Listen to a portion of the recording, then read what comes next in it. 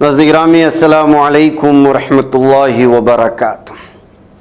سیدھی بات کے تازہ ترین آج کی بات خاص بات میں آپ لوگوں کا استقبال ہے۔ ناظرین گرامی، میں انصار عزیز ندوی اس وقت آپ لوگوں کے سامنے کچھ اہم ترین خبریں دن بھر سے جو آئی ہوئی ہیں اس کی تفصیلات لے کر حاضر ہوا ہوں۔ تفصیلات میں جانے سے پہلے آپ لوگوں سے جو درخواست ہوتی ہے اس پر توجہ کرنے کی اپیل کریں۔ آئیے پہلی خبر کی جانب بڑھتے ہیں۔ ہوابازی ریگولیٹر DGCA شہری ہوابازی ڈائریکٹریٹ جنرل نے نااہل پائلٹ ٹیم کے اراکین کے ساتھ پرواز بھرنے کے لیے ایئر انڈیا پر 90 لاکھ روپے کا جرمانہ عائد کیا ہے۔ اس کے علاوہ ریگولیٹری نے اس غلطی کے لیے ایئر انڈیا کے ٹرانسپورٹیشن ڈائریکٹر اور ٹریننگ ڈائریکٹر پر 6 لاکھ روپے اور 3 لاکھ روپے کا الگ سے جرمانہ عائد کیا۔ DGCA نے متعلقہ پائلٹ کو آگاہ بھی کیا کہ مستقبل میں ایسا معاملہ پیش نہیں آنا چاہیے۔ NPS نیو پینشن اسکیم اور OPS اولڈ پینشن اسکیم کے تعلق سے جاری رساکشی ختم ہونے کا نام نہیں لے رہی ہے۔ اس معاملے میں ہفتہ 24 اگست کے روز وزیر اعظم نریندر مودی اسٹاف سائٹ کی قومی کونسل JCM کے نمائندوں سے بات چیت کرنے والے ہیں۔ یہ میٹنگ وزیر اعظم رہائش گاہ پر بلائی گئی ہے، لیکن اسے عین قبل امپلائی تنظیمیں پینشن اسکیم کو لے کر 2 حصوں میں منقسم ہوتی ہوئی نظر آ رہی ہیں۔ مرکزی حکومت نے ایک نوٹیفیکیشن جاری کری 156 دواؤں پر پابندی عائد کر دی۔ ان دواؤں میں بخار، سردی، الرجی اور درد کے لیے استعمال کی جانے والی اینٹی بیکٹیریل دواؤں سمیت وسیع پیمانے پر فروخت کی جانے والی 156 فکسڈ ڈوز کمبینیشن FDC دوائیں شامل ہیں۔ وزارت مالیات کا کہنا ہے کہ ان دواؤں کے کھانے سے انسانوں کی صحت پر منفی اثر پڑتا ہے۔ جموں کشمیر میں اسمبلی انتخابات کے پیش نظر کانگریس اور نیشنل کانگریس کے ذریعے اتحاد کا اعلان کیے جانے سے سیاسی سرگرمیاں عروج پر پہنچ گئی ہیں۔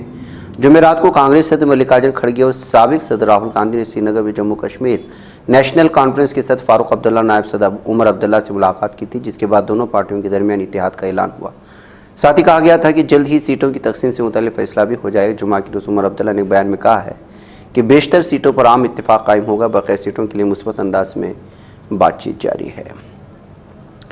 کانگریس کے سینئر رہنما پون کھیڑا نے جمعہ کے روز وقف بورڈ بل پر اپنی تشویش کا اظہار کرتے ہوئے کہا کہ حکومت کو اس معاملے میں تمام فریقوں سے بات چیت کرنی چاہیے۔ کھیڑا نے اس بات پر زور دیا کہ کسی بھی قانون میں تبدیلی یا نئے قانون کے نافذ سے پہلے ایک جامع مشاورت کی ضرورت ہے تاکہ قانون مزید مضبوط ہو سکے اور اس سے صحیح نتائج برآمد ہو سکے۔ اس وقت بنگلہ دیش کی کرکٹ ٹیم پاکستان دورے پر ہے۔ پاکستان کے ساتھ پہلا ٹیسٹ کھیلا جائے۔ بنگلہ دیشی ٹیم میں مشہور و معروف کھلاڑی شکیب الحسن بھی کھیل رہے ہیں۔ انہوں نے کھیل کے دوران ایک بری خبر ملی ہے۔ بنگلہ دیش کے سابق کپتان رہ چکے شکیب الحسن پر قتل کا مقدمہ درج کیا گیا ہے۔ بہار کے سابق نائب وزیر اعلیٰ تیجسوی یادو نے کہا کہ وہ وقف ترمیمی بل کو پارلیمنٹ میں منظور ہونے نہیں دیں گے۔ کہا کہ جب یہ بل لوک سبھا میں پیش کیا گیا تو حزب اختلاف کے ارکان پارلیمنٹ نے اس کی مخالفت کی، جس کی وجہ سے اس بل کو JPC کو بھیجا گیا ہے۔ Securities and exchange board of India نے مشہور صنعت کار انل امبانی، ان کی کمپنی ریلائنس ہوم فائنانس کے اعلیٰ عہدیداروں سمیت 24 دیگر افراد اور کمپنیوں پر سیکورٹی مارکیٹ میں کاروبار کرنے پر پابندی عائد کر دی۔ CBI نے انل امبانی پر 25 کروڑ روپے کا جرمانہ عائد کرتے ہوئے انہیں کسی بھی فہرست بند کمپنی میں ڈائریکٹر، کلیدی انتظامی عہدیدار یا مارکیٹ ریگولیٹر کے ساتھ درج کسی بھی دلال کے طور پر کام کرنے پر 5 سال کے لیے پابندی عائد کر دی گئی۔ دہلی کے وزیر اعلیٰ اروند کیجریوال کی گرفتاری کے خلاف سپریم کورٹ میں دائر کی گئی درخواست پر سماعت ملتوی کر دی گئی۔ عدالت نے کیجریوال کی درخواستوں پر فیصلہ کرنے کے لیے اگلی سماعت 5 ستمبر کو مقرر کی، جس کا مطلب ہے کہ کیجریوال کو فی الحال جیل میں ہی رہنا پڑے گا۔ تریپورم میں گزشتہ چند دنوں میں شدید بارشوں کی وجہ سے کم از کم 22 افراد ہلاک اور 2 لاپتہ ہو گئے۔ ایک سینئر افسر نے اس بات کی اطلاع دی۔ عہدیدار نے کہا کہ 65,400 لوگوں نے ریاست میں 450 ریلیف کیمپوں میں پناہ لی ہے، کیونکہ ان کے مکانات شدید بارشوں کی وجہ سے تباہ ہو چکے ہیں۔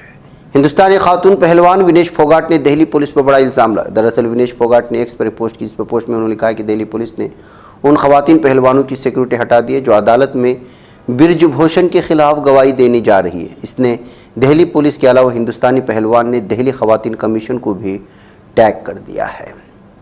کانگریس نے موڈانی مہا گھوٹالے کے خلاف آج پورے ملک میں احتجاجی مظاہرہ کیا، جس میں خاص طور سے 2 مطالبات سامنے رکھے گئے۔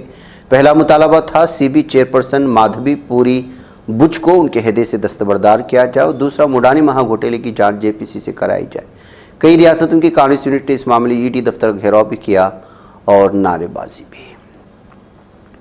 جمشید پور ایئرپورٹ سے 20 اگست کو پرواز بھرنے کے بعد لاپتہ ہوئے تربیتی طیارے کے پائلٹ جیت شترو سنگھ کی لاش بھی برآمد ہو گئی ہے۔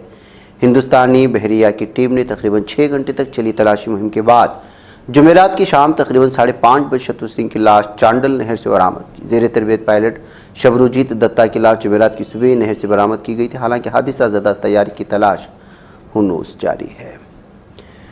وقف ترمیم بل 2024 کو غیر دستوری، غیر جمہوری، غیر منصفانہ اور شریعت مخالف قرار دیتے مسلمانوں کی نمائندہ تنظیموں نے مشترکہ طور پر کہا ہے کہ بل اوقاف کے مفاد کے خلاف ہے، اس لیے ہم اسے مکمل طور پر مسترد و حکومت کو خبردار کرتے اس پورے بل کو واپس لیا جائے۔ بصورت دیگر ملک گیر سطح پر اس کے خلاف مہم چلائی جائے گی۔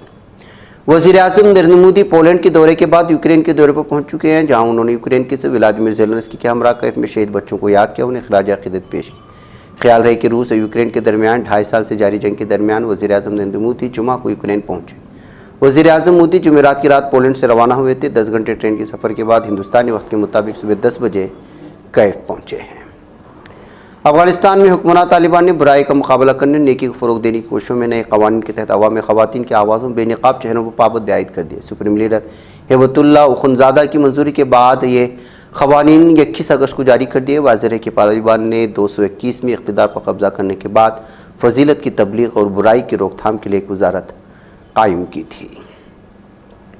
ابھی زیادہ بھی دن نہیں ہوئے کہ جو بنگلہ دیش میں عوامی تحریک اور پرتشدد مظاہرے نے شیخ حسینہ حکومت کو جھکنے پر مجبور کیا، اور اب کچھ ایسا ہی انڈونیشیا میں بھی دیکھنے کو مل رہا ہے۔ دنیا کی تیسری سب سے بڑی جمہوریت تصور کیے جانے والے ملک انڈونیشیا میں جمہوریت کو خطرہ محسوس کر عوام سڑکوں پر اتر گئے ہیں۔ پارلیمنٹ میں گھسنے تک کی کوشش، عوام کی اس تحریک کو بڑی تعداد میں مشہور ہستیوں کا بھی تعاون ملا، جنہوں نے سوشل میڈیا پر حکومت کے خلاف ہیش ٹیگ چلا کر اپنا نظریہ پیش کیا ہے۔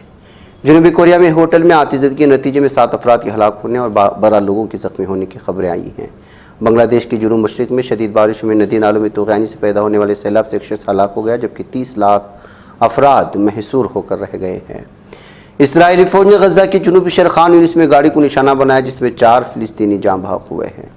اسرائیل نے جنوبی لبنان میں توپ کے گولوں سے حملے میں لگی آگ کو بجھانے کی کوشش میں ہونے والی شہری دفاع کی 2 گاڑیوں کو نشانہ بنایا۔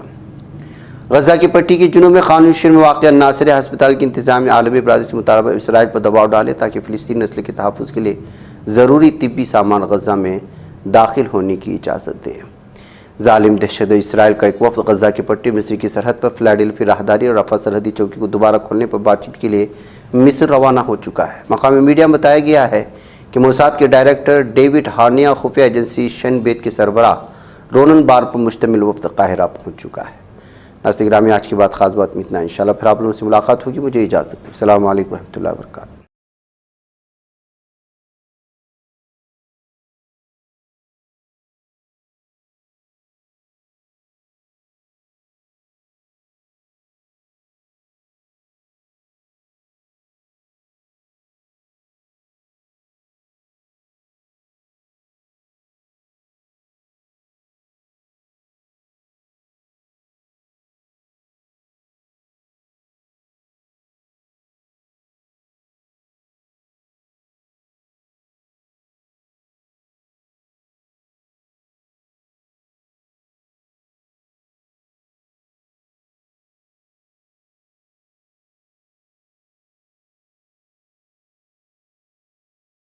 یہ چینل حق نگر بن کر کچل دیتا ہے فتنوں کو، اگر گندی ہو پالیسی تو مرتے دیکھ کتنوں کو، اسی بازار میں بکتے ہوئے دیکھا ہے سپنوں کو، سبھی یکساں ہے یہ پیغام دو غیروں کو اپنوں کو، وطن اہل وطن کا ہے گلے بے خار سیدھی بات۔